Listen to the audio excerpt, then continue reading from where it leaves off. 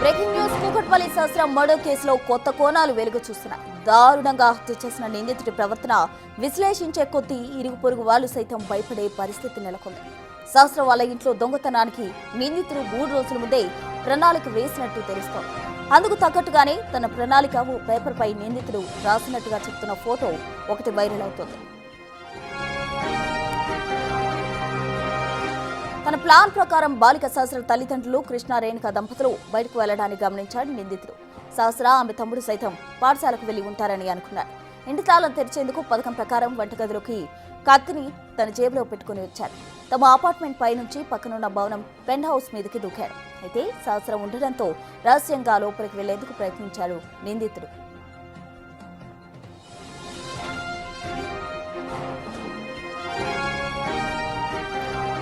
కానీ శబ్దం కావడంతో సహస్ర చూసింది. కేకలు వేయడంతో పాటు అతడి చొక్కా పట్టుకుని నిలదీసినట్టు తెలుస్తోంది. పైగా తన తల్లిదండ్రులకు చెప్తా అని అనడంతో భయపడ్డాడు నిందితుడు. అంతే, అతనిలో నేరస్తుడు నిద్రలేచాడు. ఫలితంగా సహస్రను తోసేసి ఆమెపై కూర్చొని గొంతు నిలిపాడు. అనంతరం తన వద్ద ఉన్న కత్తితో గొంతు కోశాడు. విచక్షణ రహితంగా పుడిచాడు. అక్కడ తనకు అందిన డబ్బు తీసుకుని వచ్చిన మార్గంలోనే నిందితుడు వెళ్లిపోయాడు.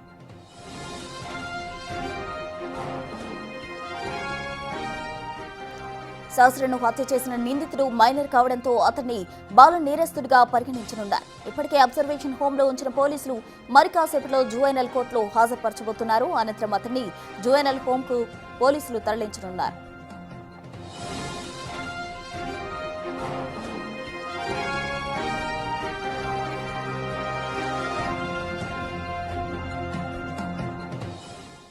కూకట్పల్లి బాలిక సహస్ర మర్డర్ కేసు మిస్టరీ వీడింది. దీనికి సంబంధించి తాజా డీటెయిల్స్ మా ప్రతినిధి సుజాత లైవ్ లో అందించేందుకు సిద్ధంగా ఉన్నారు. సుజాత, నిందితుడిని ఇప్పటికే పోలీసులు అదుపులోకి తీసుకున్న పరిస్థితి, ఎటకేలకు 5 రోజుల తర్వాత ఈ కేసుకు సంబంధించి పురోగతి వచ్చినట్లయింది. ఆ డీటెయిల్స్ ఏంటి? ప్రసన్న, కుకట్పల్లి మైనర్ బాలిక సహస్ర హత్య కేసుకి సంబంధించి మిస్టరీ వీడిందనే చెప్పాలి. అసలుకి సహస్ర హత్య కేసుని ఛేదించడానికి పోలీసులకి 5 రోజుల టైం పట్టింది. ఈ హత్య చేసినటువంటి వ్యక్తి ఎవరు అనేది తేల్చడానికి 5 రోజుల టైం పట్టింది. అంటే కరుడగట్టినటువంటి వ్యక్తి అయి ఉండొచ్చు, ఎన్నో హత్యలు దొంగతనాలు చేసినటువంటి వ్యక్తి అయి ఉండొచ్చు అని మొదట భావించారు.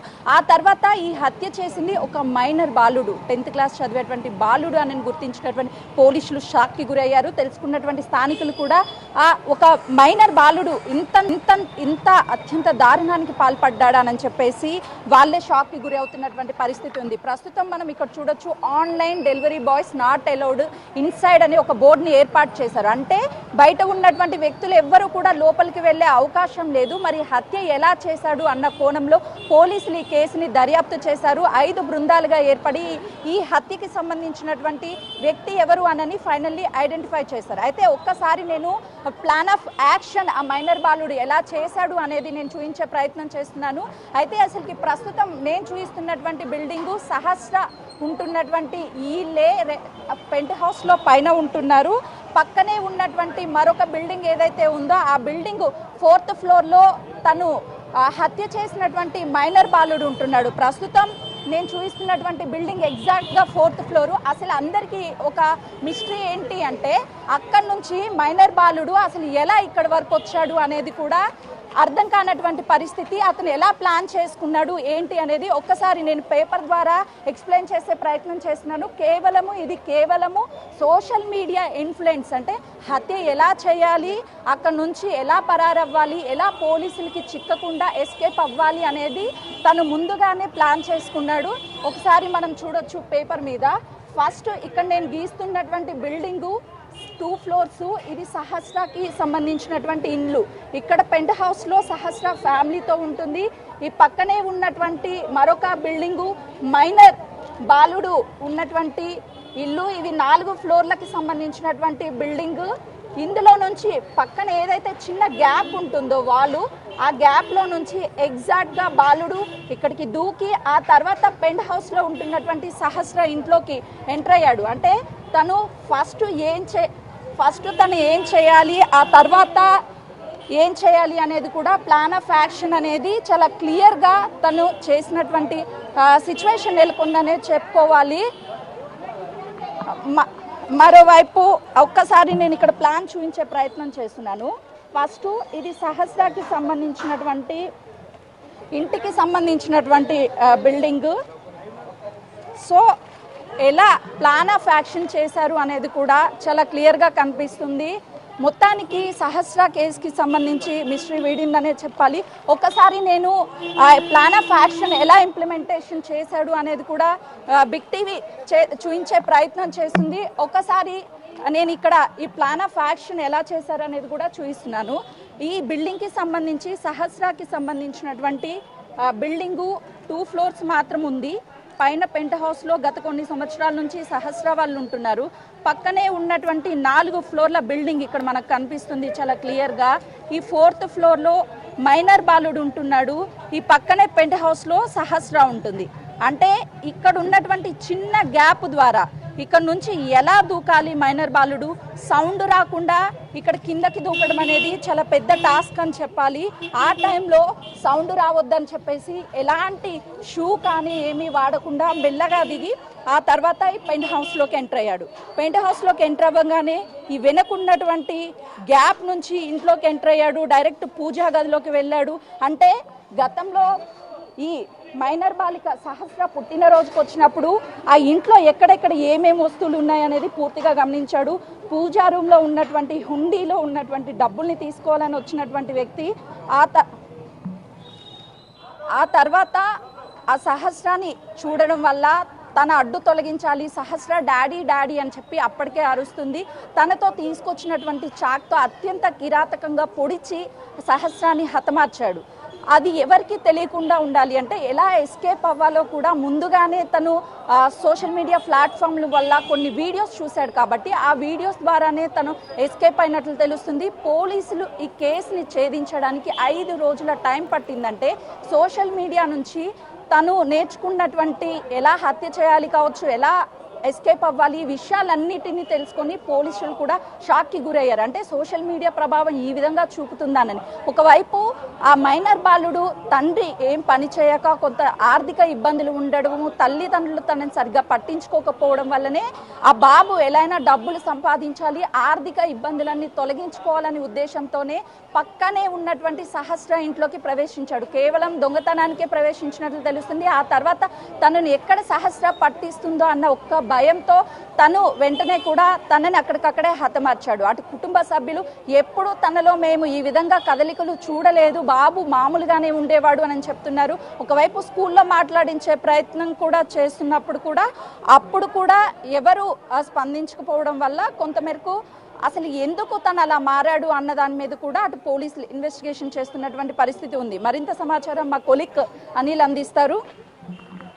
ఎక్స్ప్రెస్ ఉన్నాం. మొత్తానికైతే ఈ కేసుకు సంబంధించి సహస్రాన్ని చంపింది ఎవరనేది ఒక కొలిక్ అయితే వచ్చిందని చెప్పాలి. ఇందులో భాగంగానే ఈ కేసుకు సంబంధించిన అప్డేట్స్ విషయాలు కనుక మనకు ఒకసారి గమనిస్తే ఈ కేసుకు సంబంధించి ప్రజెంట్ అంతకుడిని అయితే అదుపులోకి తీసుకున్నారు. అంతకుడిని అదుపులోకి తీసుకుని ప్రజెంట్ నిన్న రాత్రి సమయంలో అతను ఆ స్టేషన్లో ఉండకూడదు కాబట్టి అబ్జర్వేషన్ హోమ్లో పెట్టడం జరిగింది. అబ్జర్వేషన్ హోమ్లో పెట్టి ఈరోజు తనకు సంబంధించి జువెనల్ కోర్టులో అయితే దీనికి సంబంధించి జువెనల్ కోర్టులో అయితే దీనికి సంబంధించి అయితే పెడతారు. పెట్టిన తర్వాత అతనికి సంబంధించి జువెనల్ హోమ్కి పంపించే పరిస్థితి అయితే జరుగుతుంది. సో ప్రెజెంట్ మనం ఇంటి దగ్గరే ఉన్నాము. దీనికి సంబంధించి డీటెయిల్స్ అయితే ఒకసారి కనుక గమనిస్తే ముఖ్యంగా ఈ ఘటన జరిగి దాదాపు 4 రోజులు గడుస్తున్న ఈ ఘటన జరిగి 4 రోజులు గడిచిన తర్వాత 5వ రోజున ఈ ఘటనకు సంబంధించి హంతకుడిని అదుపులోకి తీసుకున్నారు పోలీసులు. ముఖ్యంగా ఈ హంతకుడికి సంబంధించి ఈ బాబుకు సంబంధించి చాలా వరకు కూడా ముఖ్యంగా ఆలోచిస్తే ఇతను చేసిన ఈ హత్యకు సంబంధించి మాత్రం చాలా వరకు కూడా క్రిమినల్ మైండ్ కలిగిన వ్యక్తిగా అయితే పోలీసులు గుర్తించడం జరిగింది. ఇతను ఒక లెటర్ రూపంలో డీటెయిల్స్ అన్ని రాసుకొని ఆ తర్వాత ఈ హత్యకి పాల్పడ్డాడు. ముఖ్యంగా దొంగతనం చేయడానికి రావడం, ఆ తర్వాత హత్యకు పాల్పడ్డాడు. ఇవన్నీ కూడా బేస్ చేసుకొని పోలీసులు దీన్ని పోస్ట్ మార్టం ఆధారంగా కావచ్చు, అదేవిధంగా అక్కడ ఇచ్చిన సాఫ్ట్వేర్ ఉద్యోగి ఏదైతే వివరాలు ఇచ్చారో ఆ వివరాల ప్రకారం ఇవన్నీ కూడా ఆధారాలు సేకరించిన పోలీసులు దానికి సంబంధించి వివరాలు అయితే సేకరించారు, దర్యాప్తు చేశారు. దర్యాప్తులో భాగంగా పోలీసులు అతన్ని అదుపులోకి తీసుకున్న పరిస్థితి అయితే మనం కనిపించింది. సో దీనికి సంబంధించి ముఖ్యంగా మనం ఒకసారి అబ్జర్వ్ చేస్తే ఈ బిల్డింగ్కి సంబంధించి పెంట్ హౌస్లో ఆ రోజు 18వ తారీఖు పెంట్ హౌస్లో తిను హాలిడే కావడంతో నివాసం ఉన్న టైంలోనే ఈ ఘటన చోటు చేసుకుంది కాబట్టి తిను కూడా అదే రోజు ఆ ఘటనకి సంబంధించి ఆ స్కూల్కి వెళ్లకుండా ఇదే ఇంట్లో అంటే పక్కన బిల్డింగ్లో నివాసం ఉంటున్నాడు. వీళ్ళందరికీ కూడా ముందుగానే పరిచయం ఉన్న తర్వాతనే ఆ పరిచయాన్ని కాస్త అంటే దానికి సంబంధించి దొంగతనం చేసే అలవాటు తినికి గతంలోనే ఉంది అని చెప్పేసి కూడా తెలుస్తుంది. ఆ తర్వాత ఈ దొంగతనానికి పాల్పడుతున్న వ్యక్తికి ఎప్పుడైనా కూడా అదే బిహేవియర్ ఉంటుంది కాబట్టి తిను దొంగతనం చేయాలని నిర్ణయించుకున్న తర్వాతనే ప్రీ ప్లాన్డ్గా పక్కాగా ప్లాన్ చేసుకొని తిను ఇంట్లోకి చొరబడిన తర్వాతనే ప్రతిఘటించడంతో ఇంతటి దారుణానికి వడిగట్టినట్టుగా కూడా తెలుస్తుంది. అంతని మెంటల్ బిహేవియర్ కనుక కనిపిస్తే తన తండ్రికి సంబంధించి కావచ్చు, తన తల్లికి సంబంధించి కావచ్చు, వాళ్ళందరూ కూడా అంటే పెంపకం వివరాలకు వస్తే ఆ విషయంలో వీళ్ళంతా కూడా సరైన ఆ పెంపకం లేదని చెప్పేసి స్థానికంగా చెప్తున్న పరిస్థితి మనకు కనిపిస్తుంది. ప్రజెంట్ కొంతమంది స్థానికంగా కూడా మనతో పాటు ఉన్నారు, వాళ్ళతో కూడా మాట్లాడదాం. సార్, ముఖ్యంగా అబ్జర్వ్ చేస్తే అంటే గడిచిన రోజుల నుంచి కూడా దాదాపు 5 రోజుల పాటు పాపను చంపిన హంతకుడిని పట్టుకోలేని పరిస్థితి మనకు కనిపించింది. అంటే హంతకుడికి సంబంధించి ఎంతగానో అబ్జర్వ్ చేసి అతను అంటే అనుమానం రాకుండా ప్రవర్తించిన విషయం మనం గమనిస్తున్నాం. ఇంత చిన్న ఏజ్లో తను ఆ విధంగా ప్రవర్తించాడంటే మీరు ఏం మాట్లాడతారు? ఎక్స్పెక్ట్ చేయట్లేదు సార్, ఇంకా నమ్మట్లేదు కూడా. ఒక విషయం చెప్తాను, మీరు ఎన్ని చేస్తుంటారు ఇట్లాంటి క్రైమ్ కేసెస్ ఇప్పటిదాకా? ఎన్ని చూస్తుంటారు మీరు? చాలా చూసాను, కానీ ఇలాంటి కేసుని ఫస్ట్ ఏం చెప్తాను, ఎవరైనా షివర్ అవుతారా కారా చేసిన? కనబడింది ఆ బాబు దగ్గర, బాబు ఇక్కడ తిరిగాడు, మిగతా కూడా మాట్లాడుంటాడు చాలాసార్లు. ఫీవరింగ్ లేదు, ఏమీ లేదు, ఫ్రీగా తిరిగాడు. ఇప్పుడు మేము షాక్ అవుతున్నాం, ఈ చేసాడా లేదా? అవునా కాదు అంటే చూస్తుంటారా సార్ అబ్బాయిని ఎప్పుడైనా అబ్జర్వ్ చేసి? ఇక్కడే ఆడతాడు, డైలీ ఇక్కడే ఆడతాడు, ఈవినింగ్ దాకా ఆడతాడు. వాళ్ళ అమ్మ నాన్న ఎలా ఉండేవాళ్ళు సార్? అంటే ఇతనికి సంబంధించి కావచ్చు, కనబడు, వాళ్ళ అమ్మ కనబడద్దు, వాళ్ళ అమ్మ జాబ్ ఎంప్లాయ్, ఆమె పని చేసుకుంటుంది. ఇక్కడ ఏం పెద్ద ఇష్యూస్ ఏం లేవు, ఎవరికి ఏ ఇష్యూస్ లేవు. ఇక్కడ అందరూ ఫ్రీగా ఉండేవాళ్ళు, మంచిగా మాట్లాడుకునే వాళ్ళు, వెళ్ళేవాళ్ళు. మేమే షాక్ అవుతున్నాం. ఇప్పుడు పని చేసేవాళ్ళు సార్ వాళ్ళ అమ్మ నాన్న ఏం పని చేస్తారు? అడగలేదు సార్, వీళ్ళు ఎవరు ఎంప్లాయీస్ అడగము, ఏం చేస్తారు కలిసారా, మాట్లాడామా, వెళ్ళాము, అంతేగాని పర్టికులర్గా మీరు ఏం చేస్తారో అని అడిగేది. ఓకే, 4-5 రోజుల నుంచి కూడా పోలీసులు రోజు తిరుగుతూనే ఉన్నారు, ఇన్వెస్టిగేషన్ చేస్తున్నారు. కానీ ఏ రోజు కూడా ఒక్క చిన్న డౌట్ కూడా, ఒక చిన్న అనుమానం కూడా అతని మీద రాలేదు అని అంటే అతని మైండ్, క్రిమినల్ మైండ్ ఎలా ఉంది క్రైమ్కి సంబంధించి? అదే అంటున్నాం కదా సార్, ఇప్పుడు మీరు యూట్యూబ్లలో పెడుతున్నారు, how to kill, how to escape అని మీరే పెడతారు కొన్ని వీడియో. ఇప్పుడు మీరు తీస్తారు, స్క్రీన్ తీస్తారు, అది నేర్చుకుంటారు పిల్లలు. మనమే హెల్ప్ చేస్తున్నాము, పక్క వాళ్ళకి మనమే హెల్ప్ చేస్తున్నాం సార్, తెలియకుండా మనమే హెల్ప్ చేస్తున్నాం పిల్లలకి. అది చేయకండి, కొద్దిగా చూడండి, చూసి చెప్పుకుంటే బెటర్. ఇట్లాంటిది కాకుండా చూసుకోవడం బెటర్. ఇట్లాంటివి కాకుండా చూసుకోవడం బెటర్ అని అంటే ఇందులో కొన్ని కోణాలు కూడా ఉంటాయి. అంటే ముఖ్యంగా పెంపకం విషయానికి వచ్చిన తల్లిదండ్రుల పెంపకం కావచ్చు. ముఖ్యంగా ఇతను ఒక లెటర్ కూడా రాసుకున్నాడు. ఆ లెటర్ రాసుకున్న విషయం మరి తల్లిదండ్రులకు తెలియలేదా, లేకపోతే గతంలో కూడా తిను కొన్ని సిచ్యువేషన్లలో దొంగతనాలకు కూడా పాల్పడ్డట్టుగా కూడా మనకు అందుతున్న సమాచారం. సో ఇలాంటి ఘటనని దృష్టిలో పెట్టుకుంటే తల్లిదండ్రుల యొక్క పాత్ర ఎలా ఉంటుందని అంటారు? సరే చెప్తాను సార్, ఇప్పుడు మనకు పిల్లలు ఉన్నారు, బయటికి వెళ్తారు, వస్తారు, స్కూల్కి వెళ్ళి వస్తున్నారు అనుకుంటాం, కానీ ఇవి చేస్తారు అనుకుంటారా? ఏ పేరెంట్ అయినది కదా, మన పిల్లలు మంచోళ్ళే అనుకుంటాం కానీ చెడ్డోళ్ళు అనుకుంటారు, ఎవరు అనుకోరు. అది 5 బయటకు వచ్చింది కాబట్టి ఇన్ని విషయాలు బయటకు వస్తున్నాయి, లేకుంటే ఎందుకు వస్తాయి సార్? ఇవన్నీ రావు కదా.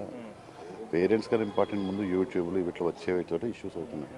వాళ్ళు నేర్చుకుంటారు, మనకు తెలియదు. ఇప్పుడు వాళ్ళకి ఫోన్ ఇచ్చాము, వాడు ఏ కన్నా చూస్తే మనకి తెలుస్తుంది. ఆ రోజు పోలీస్ ఇన్వెస్టిగేషన్లో మొదటి రోజే ఇన్వెస్టిగేషన్లో భాగంలో వచ్చినప్పుడు ఈ అబ్బాయి ఉన్నాడు డాడీ అని అరిచారు, వినిపించింది నాకు అని చెప్పేసి. కానీ ఎవరు కూడా చెప్పింది లేదు, అతను ఒక్కడే చెప్పాడు. దాన్ని మీరు ఎలా చూస్తారు? అంటే పోలీసులకి అప్పుడే డౌట్ వచ్చిందంటారు? సార్ డౌట్ పిల్లల మీద రాలేదనుకుంటాను స్టార్టింగ్. ఎందుకంటే ఆ పిల్లోడు ఉండేది పక్కింట్లోనే, అబ్బాయికి వినిపెట్టింది, అబ్బాయి స్కూల్కి వెళ్ళలేదని చెప్పాడు, కుందలేదు బాగాలేదు అని చెప్పాడు. కాబట్టి మేము కూడా నమ్మాము అంతే. వాడు చెప్పింది జెన్యున్ అనుకున్నాం, కానీ రాంగ్ చెప్పడం మేము ఎట్లా అనుకుంటాం? ఇవాళ నింద చేసి మాకు షాక్ అవుతుంది. ఈడైనా చేసింది, రోజు ఇక్కడ మంచిగా ఆడుకునేవాడు, అందరితో ఫ్రీగా ఉంటాడు, పిల్లలతోటి వీడు ఇలా చేసింది, మాకు ఇంకా షాక్లో ఉన్నాం. సార్ మీరు చెప్పండి సార్, మీరు అసలు ఏమనుకుంటున్నారు? స్థానికంగా మీరు కూడా ఇక్కడే నివాసం ఉంటున్నారు, అసలు ఎక్స్పెక్ట్ చేశారా ఇలాంటి ఘటన ఒకటి చోటు చేసుకుంటుంది? ఒక 10 ఏళ్ల బాలికని అదే మైనర్ బాలుడు ఇదే ఇంట్లో నివాసం ఉంటున్న వ్యక్తి చంపాడు అని అంటే మీరు ఎలా చూస్తారు? అది చేయలేమండి, ఇలాంటి విషయాలు ఎక్స్పెక్ట్ అయితే మేము చేయలేదు. మాకు ఈ గల్లీలో ఇటువంటిది మేము ఎప్పుడు చూడలేదు కూడా. ఎక్కడో మీడియాలో చూడవలసిన విషయాన్ని మా కళ్ళ ముందు ఇది మేము చూడడం ఫస్ట్ టైం. మాకు కూడా ప్రశాంతత లేదు. ఇప్పుడు ఏదైతే 5 రోజుల నుండి ఈ విషయం గురించి మా పిల్లలు కానీ, మా పెద్దవాళ్ళు కానీ, పేరెంట్స్ అందరం కూడా చాలా సఫర్ అవుతున్నాం ఈ విషయం గురించి. అది ఇంతవరకు ఇది నిన్నటికి తెలిసిన దానికి కొద్దిగా ఫ్రీ అయ్యాము. అది కూడా అంత చిన్న పిల్లడు చేశాడని తోటి పిల్లలు మా పిల్లలందరూ ఆడుతుంటారు. అది కూడా మాకు చాలా భయంగా ఉందన్నమాట. ఇప్పుడు అంటే మీరు అంటున్నట్టు పిల్లల పట్ల ఇప్పుడు ఎలాంటి జాగ్రత్తలు తీసుకోవాలనేది ఒక ఆలోచనకు వచ్చామని చెప్పేసి మీరు ఆలోచిస్తున్న పరిస్థితి వచ్చిందని చెప్తారా? ప్రతి తల్లిదండ్రులు పిల్లలు పేరెంట్స్గా ప్రతి జాగ్రత్తలు తీసుకుంటారండి. అంటే ఒక్కొక్కరు వాళ్ళ విషయాలు అలాగా రాంగ్ స్టెప్ చేస్తారు, కానీ ప్రతి తల్లిదండ్రులు పిల్లలు జాగ్రత్తగానే చూసుకుంటారు, మంచిగానే ఉండాలనుకుంటారు. అంటే వాళ్ళు స్కూల్కి వెళ్తారు, చేస్తారు, తర్వాత వేరే వాళ్ళతో కలుస్తుంటారు. అవన్నీ మనం గెస్ట్ చేయలేం కదా. మన దగ్గర అందరూ మంచిగానే కనబడతారు, వాళ్ళ ఇన్సైడ్ ఏముందనేది మనం గెస్ట్ చేయలేం. దాని గురించి అనేది అంతే. సో మొత్తానికైతే స్థానికంగా అంటే రాష్ట్ర వ్యాప్తంగా సంచలనం సృష్టించిన సహస్రానికి సంబంధించిన హత్య కేసును అయితే పోలీసులు ఛేదించారని చెప్పాలి. స్థానికంగా కూడా కలకలం సృష్టించింది ఈ కేసు సంబంధించి. అంటే స్థానికంగా ఉన్న వ్యక్తులు కూడా చెప్తున్న వివరాల ప్రకారం అలాంటి వ్యక్తి, ఇంత చిన్న ఏజ్లో ఉన్న వ్యక్తి ఇంత ఆ దారుణానికి ఎలా ఒడిగట్టాడు అనేది ప్రజెంట్ ఆశ్చర్యపడుతున్న పరిస్థితి అని చెప్పేసి కూడా వాళ్ళు మాట్లాడుతున్న పరిస్థితి. ప్రజెంట్ అయితే అతన్ని జువెనల్ కోర్టులో హాజరుపరిచిన తర్వాత జువెనల్ హోమ్కి తరలిస్తారు. అదేవిధంగా ఈ రోజు ప్రెస్ మీట్ పెట్టి దీనికి సంబంధించిన పూర్తి వివరాలు కూడా తెలిపే అవకాశం అయితే మనకు కనిపిస్తుంది ప్రస్తుతం. Thank you Anil.